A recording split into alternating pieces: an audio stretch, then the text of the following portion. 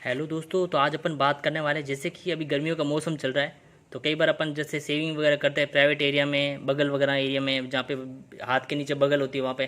तो अपन को कई बार बाल टूटने से वहाँ पे फुंसी हो जाती है और फिर वहाँ पे पस वगैरह भर जाता है। तो कई बार वहाँ गांठ भी हो जाती है, काफ़ी दर्दनाक होता है, पर्स वगैरह भर जाता है, तो फिर अपन को दिक्कत भी होती है। अगर प्राइवेट एरिया में हो जाता है तो अपन को बैठने में दिक्कत होती है।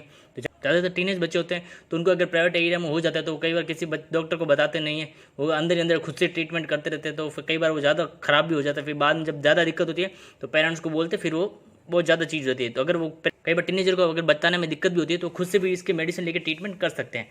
तो क्या क्या मेडिसिन है मैं आपको बताऊँ। सबसे पहली तो मैं आपको जैसे स्क्रीन पर दिख रही है एमोक्सिलिन, पोटाशियम और क्लेविनेट टेबलेट, ये सबसे पहली टेबलेट लेनी है। ये क्या होगा कि जैसे आपका पस भर जाता है, गांठ हो जाती है, तो मतलब आपका इन्फेक्शन फैल गया वहाँ पे।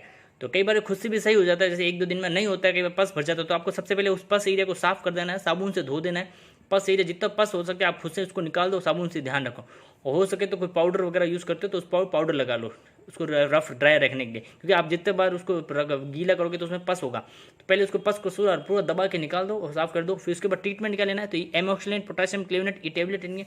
ठीक है, ये घाव को भरेगी, सूखेगी और आपकी सूजन है और इन्फेक्शन जो हो रहा है, से मेन जो बैक्टीरिया इन्फेक्शन हो रहा है उसको ये रोक देगी। तो सबसे पहले ये लेनी, और साथ में आपको एक ये विटामिन बी के कैप्सूल आते हैं। ये विटामिन बी इसको बोलते हैं, देखिए आपको स्क्रीन पे दिख रहा होगा, ये देखिए विटामिन बी कॉम्प्लेक्स वाले हैं। ये आपको मिल जाएंगे कहीं पे भी आसानी से, ये भी मिल जाएगा, ये भी मिल जाएगा। तो ये वाला साथ में थेरेपी लेनी है। ये क्या होता है कि आपकी बॉडी काम नहीं कर रही, विटामिन बी की कमी पड़ रही है, खुद को घाव को भरने में ये हेल्प करेगी। तो पहले आपको ये वाला एमोक्सिलिन, ये वाला भी लेना है, और साथ में दिन में एक ये भी लेना है। ठीक है, और एक ये सुबह शाम, ये वाला आपको टेबलेट दिन में सुबह शाम लेना है, सुबह भी लेना, शाम को भी लेना है, और ये दिन में एक बार लेना है। और उसके साथ में अगर पेन होता है, जैसे आपको चलने में दिक्कत होती है, कई बार दर्द भी होता है उसके साथ में जहाँ पे एरिया हुआ है, कई कई बच्चों को दर्द नहीं होता, खुजली नहीं आती है, तो खुजली आती है तो उसके लिए अपन को ट्यूब लगानी पड़ती है, या फिर आप पाउडर लगा के उसको खुजली से बच सकते हो, कहीं भी घर पर पाउडर हो।